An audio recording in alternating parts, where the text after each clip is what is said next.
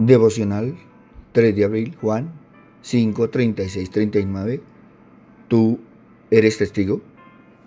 Juan Bautista enseña con palabras y obras, verdadero maestro, que muestra con su ejemplo lo que afirma con su lengua.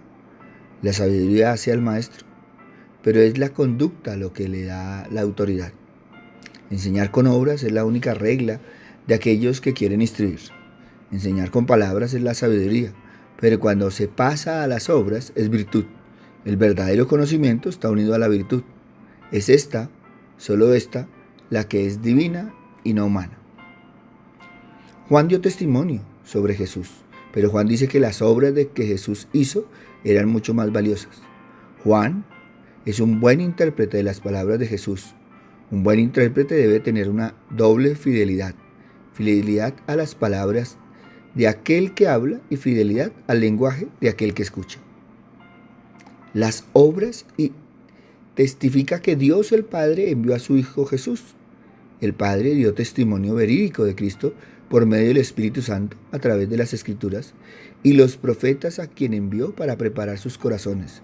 Pero muchos no creyeron. Muchos no reciben el testimonio del Padre porque no tienen su palabra morando en ellos. No pueden escuchar al Dios Padre audiblemente, pero tienen su palabra. Son culpables porque no permanecen en la palabra que Dios les dio.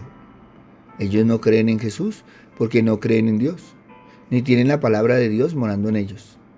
No la leían para buscar a Dios, sino para encontrar argumentos que apoyaran sus propias posiciones. No amaban realmente a Dios, amaban sus propias ideas sobre Él.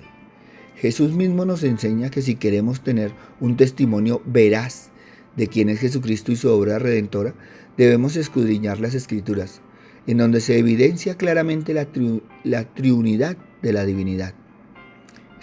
Escudriñar las Escrituras implica un escrutinio agudo, rastreando el mensaje de las Escrituras. La tragedia es que estas personas, a pesar de su minuciosa exploración de los escritos sagrados, nunca encontraron la pista que los llevaría a su meta. Si su estudio de las Escrituras fuera preciso y sincero, verían que están hablando del Mesías, el Hijo de Dios.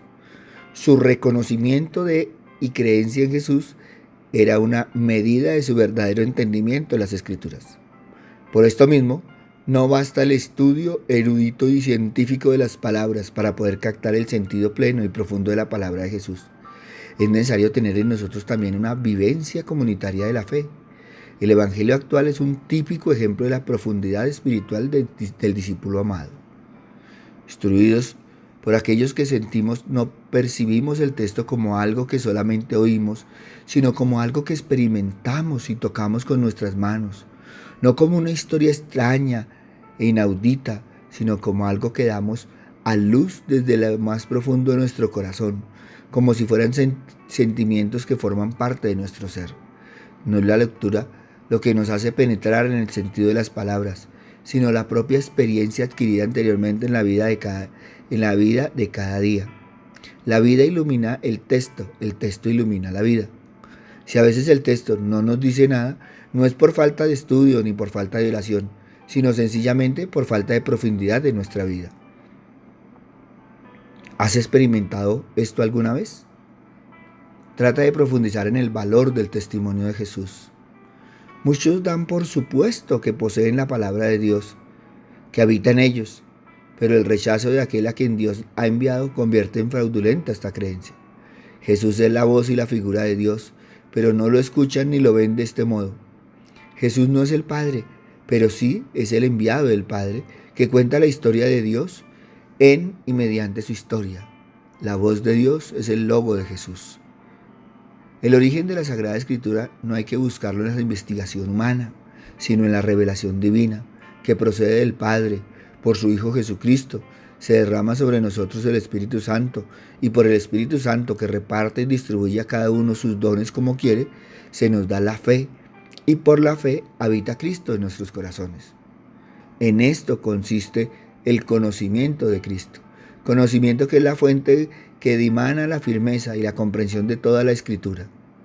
Por esto, es imposible penetrar en el conocimiento de las Escrituras si no se tiene previamente infundida en sí la fe en Cristo, la cual es como la luz, la puerta y el fundamento de toda escritura. En efecto, mientras vivimos en el destierro lejos del Señor, la fe es el fundamento estable, la luz directora y la puerta de entrada de toda iluminación sobrenatural. Ella ha de ser la medida de la sabiduría que se nos da de lo alto, para que nadie quiera saber más de lo que conviene, sino que nos estimemos moderadamente, según la medida de la fe que Dios otorgó a cada uno. La finalidad o fruto de las Sagradas Escrituras no es cosa de poca importancia, pues tiene como objeto la plenitud de la felicidad eterna, porque la Escritura contiene palabras de vida eterna, puesto que se ha escrito no solo para que creamos, sino también para que alcancemos la vida eterna, aquella vida en la cual veremos, amaremos y serán saciadas todos nuestros deseos. Y una vez estos saciados, entonces conoceremos verdaderamente lo que trasciende, el amor cristiano. Y así llegaremos a la plenitud total de Cristo. Esta es la finalidad, esta es la intención que ha de guiarnos al estudiar, enseñar y escuchar la Sagrada Escritura.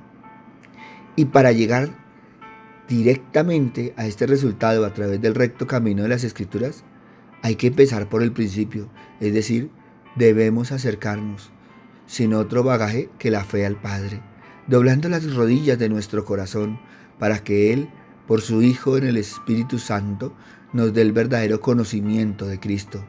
Y con el conocimiento, el amor, para que así conociéndolo y amándolo fundamentamos en la fe y arraigados en la caridad, podamos conocer lo ancho, lo largo, lo alto y lo profundo de la Sagrada Escritura, y por este conocimiento llegar al conocimiento pleno y al amor estático de la Santísima Trinidad. A ello tienden los anhelos de los santos. En ello consiste la plenitud y la perfección de todo lo bueno y verdadero. La palabra de Dios es un árbol de vida que por todas partes te ofrece sus frutos benditos. Es como una roca abierta en el desierto donde emana para todo hombre en todas partes una bebida espiritual. Todos comieron del mismo alimento espiritual y todos bebieron la misma bebida espiritual. A quien es dado participar en estas riquezas, no se crea que la palabra de Dios solo contiene lo que él ha encontrado en ella, más bien que se dé cuenta de que no ha sido capaz de descubrir en ella más que una sola cosa entre muchas. Enriquecido por la palabra, no se crea que está a quedad menguada, incapaz de agotar su riqueza, que dé gracias por su grandeza. Alégrate, pues has sido saciado, pero no te entristezcas, porque la riqueza de la palabra te sobrepasa. El que tiene sed se alegra de poder beber, pero no se entristece por la incapacidad de agotar la fuente. Mejor que la fuente apague tu sed, que tu sed apague la fuente. Si tu sed queda saciada por la fuente, sin que ésta quede agotada, podrás beber de nuevo cada vez que tengas sed. Si al contrario, apagando tu sed, agotara la fuente, tu victoria se convertiría en tu desgracia. Da gracias por lo que has recibido y no murmures por lo que te queda sin aprovechar. Tienes tu parte en lo que te he aprovechado y que te ha llegado contigo, pero lo que queda es asimismo también tu heredad. Jesús, al mismo tiempo que anuncia el amor del Padre, nunca deja recordar que se trata de un amor exigente. Este rasgo del rostro de Dios se aprecia en toda la vida de Jesús. Su alimento consiste en hacer la voluntad del que lo envió, precisamente porque no busca su voluntad, sino la voluntad del Padre que lo envió al mundo. Su juicio es justo. Por eso el Padre da testimonio de él, y también las Escrituras, sobre todo las obras que realiza en nombre del Padre, garantizan que fue enviado por él. Entre ellas la más importante es dar su vida, como el Padre se lo ha ordenado. Esta entrega es precisamente la razón por la que el Padre lo ama y el signo de que él ama al Padre. Si ya la ley del Deuteronomio era camino y garantía de vida, la ley del Nuevo Testamento lo es de modo inédito y paradójico, expresándose en el mandamiento de amar a los hermanos hasta dar la vida por ellos. El mandamiento nuevo del amor tiene su razón última de ser en el amor divino. No podéis llamar Padre vuestro al Dios de toda bondad si vuestro corazón es cruel e inhumano, pues en ese caso ya no tenéis la impronta de la bondad del Padre Celestial. Desde esta perspectiva, hay a la vez continuidad y superación. La ley se transforma y se profundiza como ley de amor, la única que refleja el rostro paterno de Dios. Por otra parte, quienes aman al Hijo tienen testimonio interno de Dios en sus corazones, en cuanto a quién es Cristo Jesús. El apóstol Pablo les escribió a los romanos: el Espíritu mismo da testimonio a nuestro espíritu de que somos hijos de Dios. La Biblia no se puede entender apropiadamente sin la iluminación del Espíritu Santo o una mente transformada. La Escritura señala a Jesús como la voz y la figura de Dios. Creer en Él conduce a la presencia de la palabra de Dios que mora en los creyentes, pero su falta de fe los descalifica para disfrutar de esta presencia. Que tu conducta de conversión sea evidente. Tú que has preferido lo humano a lo divino, que has querido ser esclavo del mundo en vez de vencer al mundo con el Señor del mundo, conviértete.